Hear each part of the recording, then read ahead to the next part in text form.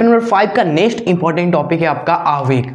ठीक है, छोटे छोटे टॉपिक सब आएंगे, आवेग, रेखीय संवेग संरक्षण का नियम। ठीक है, बहुत ही आसान टॉपिक है, तो 5-5, 10-10 मिनट की वीडियो में हम खत्म करते चलेंगे बिना आपका टाइम वेस्ट किए। और हाँ, पहला वीडियो आप जरूर देख लीजिएगा, वो सबसे इंपॉर्टेंट था।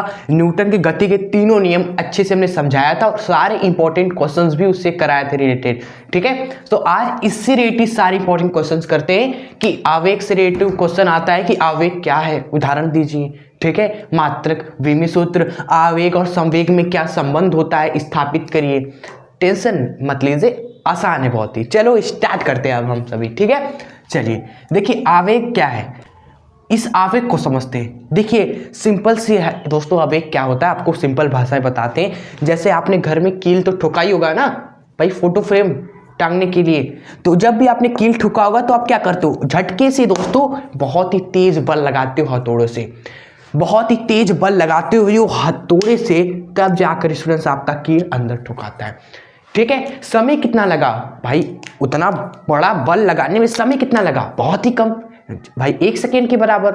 तो यही होता है आपका आवेग स्टूडेंट्स। जब सडनली कोई बहुत बड़ा बल लगता है स्टूडेंट्स एकदम छोटे समय के लिए, तो एक बहुत ही भयंकर आवेग बन जाता है। जैसे आपने सुना होगा ना कि भाई वो बंदा बहुत ही आवेग में है, उससे दूर रहना, नहीं तो वो झटके से बहुत तेज मार देगा या फिर कुछ भी कर सकता है। ठीक है, सो यही तो आपका आवेग होता है, जब हम बहुत ही बड़ा बल लगाएं छोटे समय अंतराल के लिए।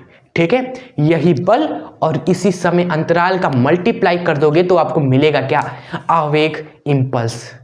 ठीक है, ये हमने अभी तक आपको समझाया। अगर आपने समझ गया तो स्टूडेंट्स ये पढ़ेंगे तो बहुत ही आसान लगेगा कि जब बड़े परिमाण का बल अल्प समय के लिए कार्य करे तो वस्तु के संवेग में अत्यधिक परिवर्तन होता है। ठीक है, जाहिर सी बात है संवेग में बहुत तेज बदलाव होगा, क्योंकि भाई छोटे समय में इतना बड़ा बल जो लगा दिए। आपको पता है ना, फोर्स आपका कुछ और नहीं, जो बल होता है वो आपका किसके बराबर होता है, संवेग में परिवर्तन की दर के बराबर होता है। ठीक है, तो जब आप बल ही बहुत ज़्यादा लगा रहे हो स्टूडेंट्स, तो संवेग में परिवर्तन तो बहुत ज़्यादा होगा ही। इसमें कौन सी दोस्तों समझाने वाली बात है, आपको पता ही है बल संवेग परिवर्तन की दर के बराबर होता है। अगर बल ही बहुत ज़्यादा है तो संवेग में परिवर्तन भी अत्यधिक होने वाला है, गारंटेड बात है। और हमारा आवेग कैसे निकलता है स्टूडेंट्स, मेन मुद्दा कि ये आवेग कैसे मिलेगा स्टूडेंट्स।